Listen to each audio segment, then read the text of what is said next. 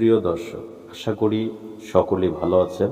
তো আজকের এই ভিডিওতে আপনাদেরকে আমার এক গুরুজি, যেখানে এর আগের ভিডিওতে উনি কথা বলেছিলেন পাথরকুচি গাছ নিয়ে, অনেক কিছু আপনাদেরকে উনি কিন্তু শিখিয়েছিলেন। তো সেক্ষেত্রে আজকে আমাদের এই চ্যানেলের আরও এক শ্রোতা, তো সে আমার ফোন করে এবং কমেন্ট করে বলছিলেন যে গুরুজি, আপনি আমাকে পাওনা টাকা আদায় করার জন্য একটা ভিডিও দেন।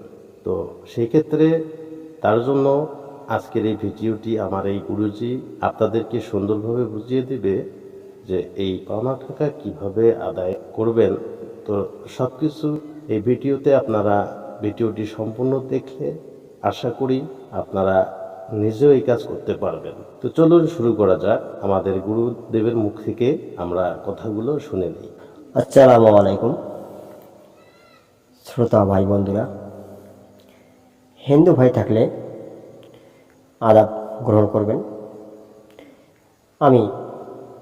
আপনারা কমেন্ট করেছেন যে পাওনা টাকা কীভাবে আদায় করতে হয়।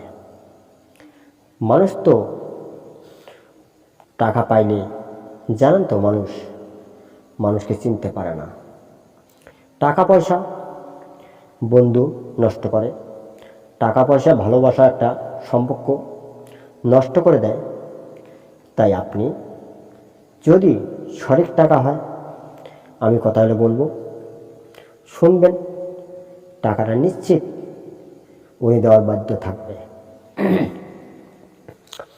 আমার এই শুধু অমাবস্যা, যে কোনো অমাবস্যায়, চাঁদের অমাবস্যাটা যখন অন্ধকার হয়ে যায়, চাঁদ একদম নিস্তব্ধ হয়ে যায়, চাঁদ থাকে না, ওটাকে বলা হয় অমাবস্যা।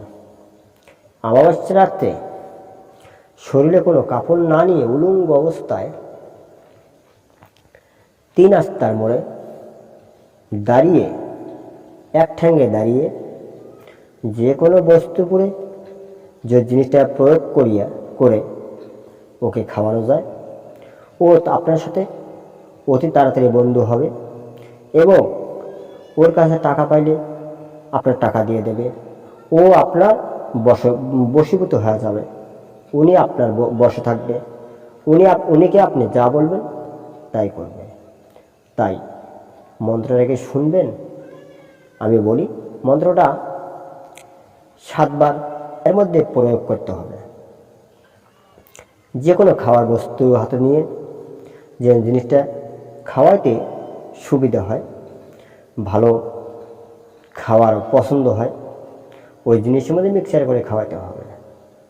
তা মন্ত্রটা আমি বলছি, আপনারা মন্ত্রটা শোনেন। মন্ত্র বলার আগে একটা কথা, জিনিসটা অসৎভাবে কেউ ব্যবহৃত করবেন না। অসৎভাবে ব্যবহৃত করলে, ক্ষতি হলে আমাকে দোষ দিতে পারবেন না। শুধু এটা আল্লাহ তাআলা বলে যে ভালো কাজে আমি রাজি, খারাপ কাজে আমি রাজি নেই। আল্লাহ তাআলা রাজি থাকেন না। তাই আমরা সৎ কাজের জন্য সৎ ব্যবহার এবং সৎ পরামর্শ করি। আমাদেরকে আল্লাহ তাআলা এবং আমার মহাদেব আপনাদেরকে সহযোগিতা করবেন। দয়া করে মন্ত্রটা শোনেন।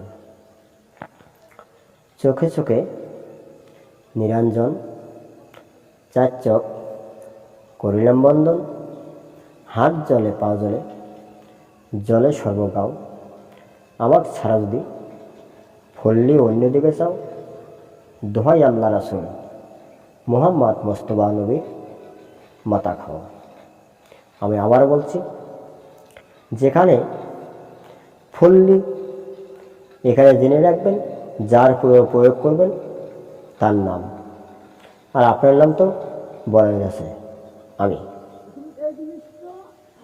তাই একটু মানুষের জ্ঞান ছিল, এখানে আমি স্টকে থাকছিলাম, তা মানুষরা চলে গেল। এখন আমি ফির বলছি মন্ত্রটা, ফির ভালো করে শুনে নেবেন। শুনে নিলে আপনার লাভ, আমার কিছু না। আমি চাই, আমার মহাদেব চায়, আমার আল্লাহ তাআলা চায় যে আমি মানুষকে উপকার করি, কারো ক্ষতি যেন আমার হাত দিয়ে হয় না। তাই আমি উপকার করার জন্য, যদি আপনাদেরও কোনো সমস্যা, জটিল কোনো সমস্যা থেকে থাকে আপনারা বলবেন, আমি চেষ্টা করব আপনাদেরকে সহযোগিতা করার জন্য। মন্ত্রটা ফির বলছি। চোখে চোখে নিরঞ্জন, চার চোখ করিলাম বন্ধন, হাত জলে পা জলে, জলে সর্বগাও, আমার ছাড়া যদি ফল্লি অন্যদিকে চাও, দোহাই আল্লাহ রাসুল মোহাম্মদ মোস্তফা নবী মাথা খাও। এই কথাটা, এই মন্ত্রটা 11 বার প্রয়োগ করে যে কোনো বস্তুর উপরে ওই বস্তুটা, খাদ্য জিনিসটা তার খাওয়াইয়ে দেবেন।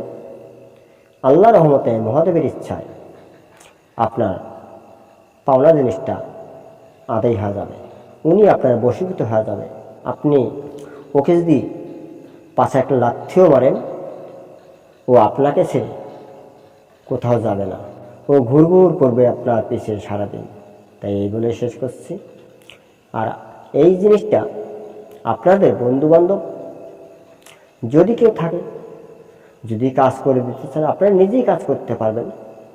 কমেন্ট করে বন্ধুবান্ধবের মাধ্যমে জানিয়ে দিবেন, যেন বন্ধুবান্ধব আপনার কথা মতন যেন কাজটা করে। হারানো জিনিস আপনার, পাওনা টাকা আদায়, পাওনা গহনা আদায়, পাওনার সম্পদ আদায় আপনি এটাতে পারবেন। ধন্যবাদ। আপনারা ভালো থাকেন, সুখে থাকেন, এটাই আমি কামনা করি।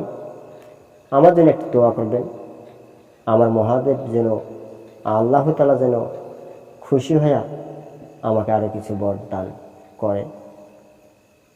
খোদা হাফেজ।